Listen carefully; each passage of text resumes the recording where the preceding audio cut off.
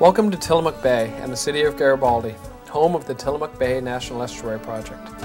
Although it is Oregon's second largest estuary, Tillamook Bay is relatively small at only 13 square miles. It is also quite shallow, averaging only 6 feet deep. At low tides, over half of the bay's mud and sand flats are above the waterline. Oregon's Coast Range is blanketed by rich forests. These forests receive a great deal of rainfall, ranging from 90 inches to as much as 200 inches per year. Because of the high rainfall and expansive forest cover, Tillamook Bay, like most Pacific Northwest estuaries, are part of what's called a coastal temperate rainforest. This ecosystem grows trees that are so big that when the first European settler landed his whaleboat in the estuary, he actually made his home in a tree stump. Tillamook Bay is referred to as a drowned rivermouth estuary.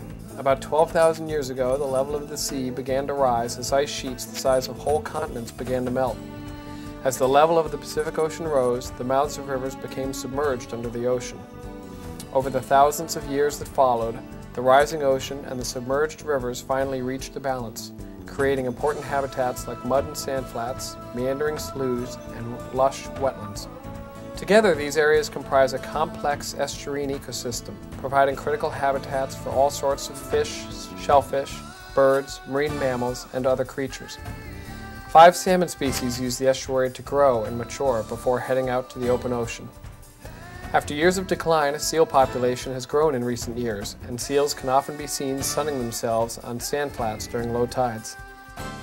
Rocky shorelines are home to starfish, anemones, shore crabs, and countless other wild creatures like this octopus. Recreational fishermen from all over the Northwest like to come here to catch clams and Dungeness crabs, which are also found in these intertidal areas. In fact, the Oregon Department of Fish and Wildlife rates Tillamook Bay as Oregon's premier recreational shellfishing area. Here, some visitors dig through the bay's mud and sand flats to harvest gapers, little necks, and soft-shell clams. Although most of the bay's animals live here year-round, some only visit during certain seasons. These migratory animals may travel hundreds or even thousands of miles up and down the Pacific coast, stopping at estuaries like Tillamook Bay for food and shelter. Here, brown pelicans dive for fish before renewing their migration south. The first European settlers arrived to the Tillamook Bay about 150 years ago.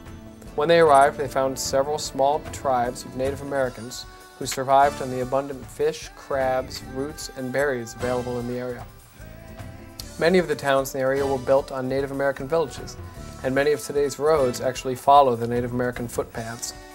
Salt water enters Tillamook Bay between 2 jetties.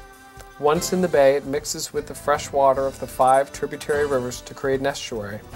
The jetties were constructed to ensure that boats carrying salmon and other goods from the bay had a channel that was deep enough to navigate. The creation of these jetties caused a severe erosion that actually punched a hole through the Bay Ocean spit.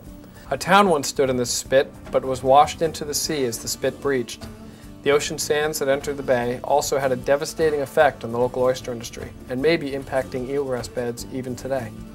Eelgrass beds like this one are a critical part of an estuary as they provide vital habitats for crabs and fish species such as herring, salmon, northern anchovy, and smelt. These and other species find food in the eelgrass beds as well as a place to hide from predators. We hope you enjoyed this quick look at the wonderful Tillamook Bay Estuary.